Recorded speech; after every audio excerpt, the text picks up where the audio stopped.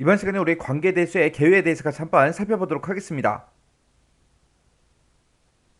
자, 우리 관계대수요. 이 관계대수라는 거는 관계형 데이터베이스에서 원하는 정보와 그 정보를 이제 검색하기 위해서 어떻게 이제 해야 되는지, 어떻게 이제 유도해야 되는지, 그걸 이제 기술한 그런 절차적 언어를 보고 우리가 이제 관계대수, 그렇게 이제 부릅니다.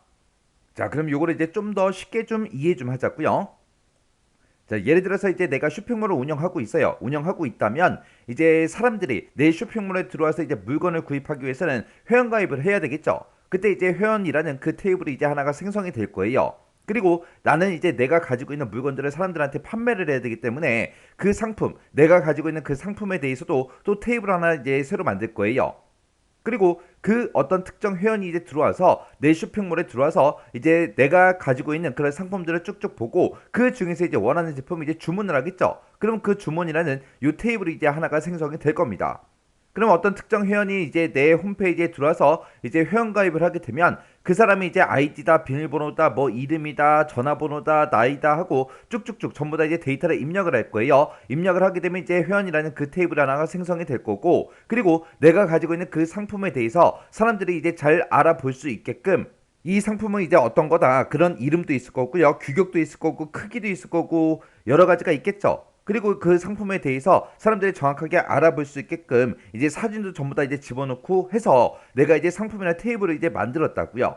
그러고 나서 이제 특정 그 회원이 이제 주문을 했다면 이 주문을 할 때 몇 개를 이제 주문했는지, 그때 총 결제 금액은 얼마인지, 결제는 이제 신용카드로 했는지 아니면 무통장 입금을 했는지 어떻게 했는지, 그런 것들이 전부 다 이제 주문 테이블에 들어가겠죠. 그렇게 해서 이제 주문을 했다면 그런 데이터들이 각각 이제 따로따로 서로 다른 테이블에 이렇게 들어갈 거예요.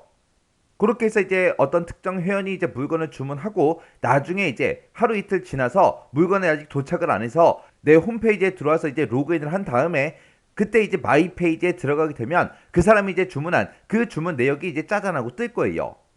그러면 그 주문 내역이라는 그 곳에는 어떤 회원이 어떤 상품을 몇 월 며칠 몇 시에 몇 개를 주문했고 결제는 어떻게 했고 그런 내역들이 싹 다 이곳에 짜잔하고 이제 마이 페이지에 나타나겠죠. 그렇게 이제 여러 테이블에 흩어져 있는 그런 정보들을 하나로 모아서 이제 전부 다 이제 보여줘야 된다고요. 그때 이제 우리가 이용하는 게 관계 대수라는 거를 이제 이용한다는 겁니다. 그리고 내가 만든 그 홈페이지에 들어와서 이제 물건을 많이 사는 사람도 있고 적게 사는 사람도 있겠죠. 해서 매 달마다 회원 등급도 전부 다 이제 조절을 해줄 거예요. 일반 등급이다, 우수 등급이다, 아니면 VIP 등급이다 해서 그렇게 이제 세 단계로 나눠서 할인 쿠폰 같은 것도 이제 전부 다 이제 발행을 해주고 해줄 거예요. 그러면 각각의 이제 회원들이 물건을 이제 몇 번 주문했는지, 그 전체적인 주문 금액은 얼마나 되는지, 그런 것들을 이제 내가 조회를 해야 되겠죠. 그때는 이제 내가 회원이라는 이 테이블과 이 주문이라는 이 테이블을 이용해서 내가 그런 정보를 싹 다 이제 조회할 수 있겠죠. 그런 것들을 이제 조회할 때 우리가 이제 뭘 이용한다? 관계 대수라는 거를 우리가 이제 이용을 하더라. 해서 이렇게 여러 개 이제 테이블로 구성된 그런 이제 관계형 데이터베이스에서 원하는 정보가 뭔지, 그리고 그 정보를 검색하기 위해서는 어떻게 이제 해야 되는지, 그걸 이제 기술한 그런 절차적인 언어를 보고 우리가 이제 관계 대수, 그렇게 이제 부르는 거예요. 그래서 우리 관계 대수라는 거는 릴레이션 그러면 우리는 관계형 데이터베이스 이제 테이블을 얘기하는 거죠. 그런 여러 개의 테이블로 구성되어 있는 그런 데이터들을 처리하기 위해서 연산자와 연산 규칙을 이제 제공하는 그 언어를 보고 우리는 이제 관계 대수라고 그렇게 이제 부르는 거고요. 그때 이제 연산자가 있으면 피연산자도 있겠죠. 그때 이제 피연산자가 전부 다 이제 릴레이션이 되는 거고요. 그때 이제 그 검색된 결과, 그 결과도 전부 다 이제 릴레이션 단위로 나한테 이제 보여줍니다. 그래서 우리가 릴레이션 단위, 테이블 단위로 이제 검색을 하고 결과도 테이블 단위로 이제 나한테 주더라. 그렇게 이제 이해하시면 돼요. 그래서 우리가 이제 지뢰에 대해서 정답을 이제 구하기 위해서 수행해야 되는 그 연산의 순서를 우리가 이제 직접 명시를 해줘야 돼요.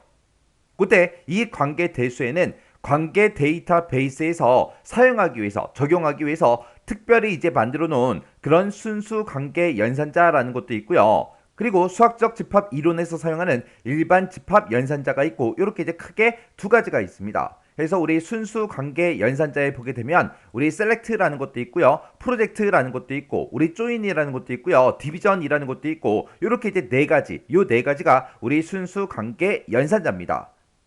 그리고 일반 집합 연산자에 보게 되면 유니온, 합집합이라는 것도 있고요. 인터섹션, 교집합이라는 것도 있고 디퍼런스, 차집합이라는 것도 있고요. 카테시안 프로덕트, 교차 곱도 있고 이렇게 이제 네 가지가 우리 일반 집합 연산자입니다. 그래서 우리 다음 시간부터 시작해서 순수 관계 연산자에는 지금처럼 이런 이제 여러 가지 연산자가 있고 일반 집합 연산자에도 이렇게 이제 여러 가지 연산자가 있는데 이런 각각의 연산자들이 어떻게 이제 계산을 수행하는지 내가 원하는 데이터를 어떻게 꺼내주는지 그런 것들에 대해서 이제 자세히 살펴볼 겁니다. 그래서 이번 시간에 우리가 배운 거는 관계 대수에 대한 이 특징이 있죠. 정의. 요거 이제 정확하게 여러분들이 기억하고 계셔야 돼요. 그래서 이 관계 대수라는 거는 관계형 데이터베이스에서 내가 원하는 그 정보를 이제 검색하기 위해서 어떻게 이제 유도를 해야 되는지 그를 이제 기술한 그런 절차적 언어를 보고 우리가 이제 관계 대수라고 하더라.